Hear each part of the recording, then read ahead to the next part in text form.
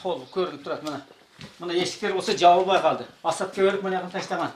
Мына арқасы қарағыла. Абдулахит Байназаровта Карабак айылындағы кошуналары сыяктуу эле 15 июндагы селден жабыркап, алигиче короосун тазалоодо. Сел суулары жашаган үйүнө чейин кирип пайдубалы чөгүп жатыптыр.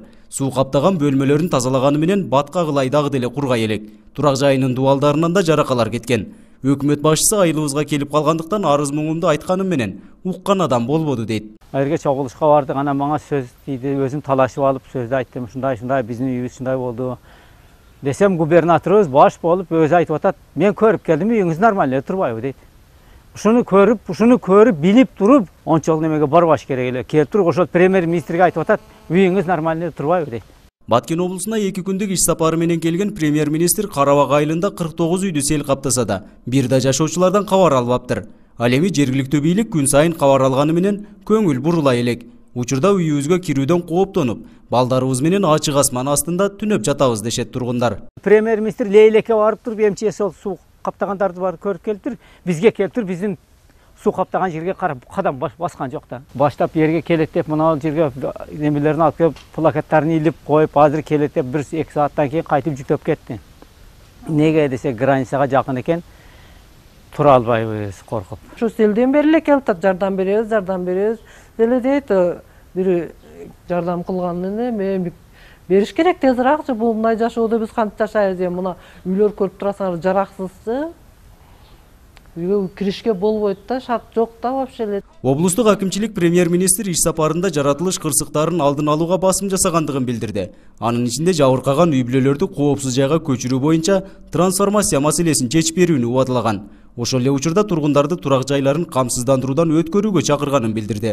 Өкмөт башчы аймактагы жерлерди трансформация маселеси чечилерин белгилеп, ошондой эле калыбына келтирүү жумуштарын ыкчам аяктоону жана элге баягы камсыздандыруу, турак жайларды камсыздандыруу боюнча түшүндүрүү иштерин жүргүзүп, өзгөчө кырдаалдардан калкты сактоо, ошондой эле алдын алуу чараларын жүргүзүүнү тийиштүү жетекчилерге тапшырды. Өзгөчө кырдаалдар министрлиги тарабынан селдин зыяндарын жоюу боюнча аракеттер жүрүп, короо жайларды тазалашкан. Облус боюнча жалпы 300 үйгө сел суулары кирип, зыян келтирген. Атайын корутундуга ылайык эң кооптуу жана жашоого такыр жараксыз делип азырынча 8 турак жай аныкталган. Бирок Карабак айылындагы бир да үйгө мындай корутунду чыккан эмес. 2 айдын ичинде бизге 300гө жакын, болжол менен 300гө жакын үй жабырып тартты. Жабырып татканда булар эң кооптуу үйлөрдөн биздин бирден-бир максатыбыз эң кооптуу жиктен кооптуу жайга алып чыгыш керек болду. Ошонун негизинде биздин министрликтин тарабынан 8 үйгө департамент тарабынан корутунду болду. 49-50ге жакын үйлөр полный болгон. Паксадан болгон неме да, пайдалуу таш. Үстүнөн ашып эле кеткен. Где-то 70 сантиметр деңгээлде суу акты да. Үйгө кирип кеткен, ол паксалары жийип, оңой турган болуп атат. Анан ого киришке мүмкүн эмес, өзү МЧС кирбегиле дейт. 15 июндагы селден улам Баткен облусунун Кадамжай, Баткен жана Лейлек райондорунда өзгөчө кырдаалдар режими киргизилген.